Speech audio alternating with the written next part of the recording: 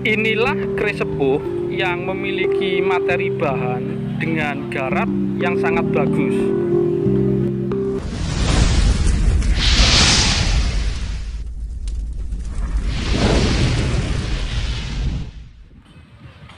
Rahayu, rahayu, rahayu. Ketemu lagi dengan saya Teddy Wahyono di channel tempat mengenal keris dan pusaka Nusantara lainnya dengan akal sehat dan hati terbuka.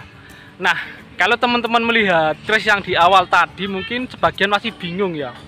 Jadi itu tadi masuk jenis tilam apakah jenis jalak ya. Nah, sebelum saya bahas keris tersebut, saya akan coba mengingatkan kembali ya, membahas kembali tentang bedanya keris-keris yang memiliki bentuk lurus dan gandek polos ya. Jadi sebenarnya secara garis besar, kalau untuk yang lurus dengan gandek polos itu kalau gak brojol, tilam itu adalah jenis jalak ya. Yang membedakan nanti itu adalah yang cukup jelas mencolok itu adalah odo-odo. Kalau untuk jenis brojol sama tilam, baik itu tilam upeh maupun tilam sari, itu bilahnya nglimpo ya. Jadi contoh yang keris brojol, jadi lurus seperti ini ya dan gandeknya polos. Jadi bilahnya tidak ada odo-odonya atau tidak gigir sapi, istilahnya tidak gigir sapi lah. Jadi tidak tebel, ada tebelnya gitu. Itu brojol. Kalau ada tikel alisnya, nah itu disebut tilam, dapur tilam upeh ya. Tilam upeh. Nah, kalau di bagian wadidangnya ada tengilnya itu jadi tilam sari. Jadi itu yang keris-keris dengan bentuk lurus dengan gandek polos yang bilahnya istilahnya limpo ya atau lebih tipis ya. Nah, berikutnya kalau ada odo-odonya itu adalah jenis jalak. Jenis jalak. Odo-odo sendiri ada yang terlihat cukup tegas atau terlihat lancip kayak ujung gunung. Ada yang istilahnya sigar penjalin ya, jadi tidak lancip. Kalau tidak lancip biasanya keris-keris era tangguh nom-noman yang HB ya. Kalau yang lancip biasanya yang PB kayak gitu. Jadi odo-odo pun seperti itu ya. Jadi kalau yang ada odo-odonya masuk jenis jalak. Kalau yang nglimpo biasanya kalau nggak brojol ya tilam kayak gitu ya. Nah, kalau teman-teman perhatikan keris yang ini, nah yang di samping saya itu, jadi itu jelas ya. Jadi itu ada gerendengnya malahan. Bilahnya ya kayak nglimpo itu apakah ada odonya? Itu karena pamor ya, ada pamor ya. Kalau diraba jelas itu ada odo-odonya ya, itu lebih tebel. Dan kalau lihat gerendengnya sudah memastikan ya, jadi ini jenis jalak ya, jalak ngure kayak gitu ya. Cuman memang ada beberapa yang keris nglimpo, jadi kayak tilam UP dikasih gerendeng gitu ya. Orang nyebutnya pulang geni lurus. Kalau memang di salah satu buku dapur memang ada ya dapur seperti itu ya, tapi yang lama sepertinya nggak ada gitu ya. Pulang geni yang 5 itu ya. Tapi memang kadang-kadang ada keris kak tilam UP dikasih gerendeng, dibilang pulang geni lurus. Kalau sebenarnya yang keris Kanjeng Kiai Pulang Geni yang salah satu pusaka keraton Jogja itu dapurnya tilam UP. Tilam UP ya, dapurnya tilam UP yang Kanjeng Kiai Pulang Geni, salah satu pusaka keraton Jogja itu. Cuman memang mungkin sebagian orang makanya kadang-kadang kalau di dunia perdagangan keris ada yang dagang keris, kadang-kadang keris tilam UP atau yang mirip tilam UP itu dibilang Pulang Geni lurus.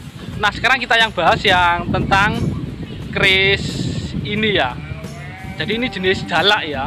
Itu odo-odonya bukan yang lancip, tapi yang istilahnya lebih gigir sapi ya. Sebenarnya yang tebel lagi ada ya. Kayak nglimpo tapi tebel yang ngadal meteng, biasanya jenis-jenis pokal yang lurus kayak gitu. Cuman kalau yang ini memang jenis jalak ya. Itu kalau diraba kelihatan. Itu karena memang tertutup pamor. Nah, lebih detailnya ini mari kita simak sama-sama. Nah, sekarang kita lihat untuk detail keris ini ya. Nah, itu sekilas seperti nglimpo ya itu, dan ada gerendengnya. Biasanya kalau yang limpo, yang beneran limpo ada gerendeng, orang nyebutnya pulang geni lurus ya.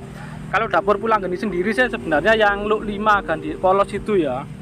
Cuman mungkin karena pernah melihat mungkin Kanjeng Kiai Pulang Geni di Jogja yang dapurnya tilam UP itu lurus. Jadi kadang-kadang keris seperti ini dibilang pulang geni lurus. Dan memang ada salah satu buku dapur, tapi itu baru ya istilahnya ya.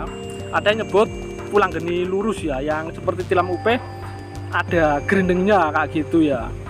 Kalau yang sempono yang lurus memang ada disebut sempono pener atau sempaner ya, sempono lurus ya. Tapi kalau untuk yang pulang geni kayaknya itu istilah baru ya, jadi nggak ada pulang geni pener gitu.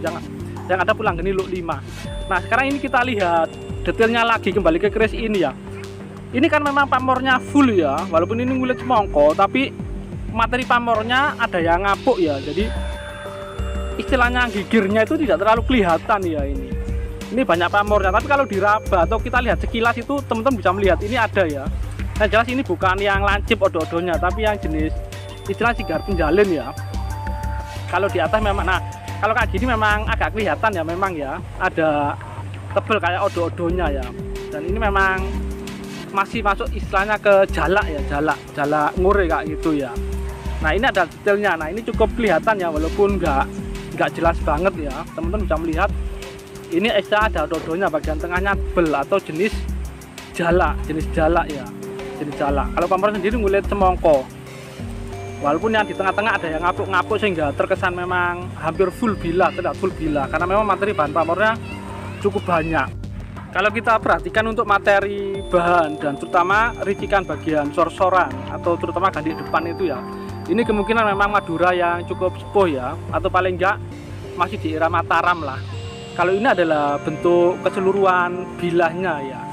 Nah mungkin itu saja dari saya, semoga bermanfaat dan jangan lupa untuk like dan subscribe-nya.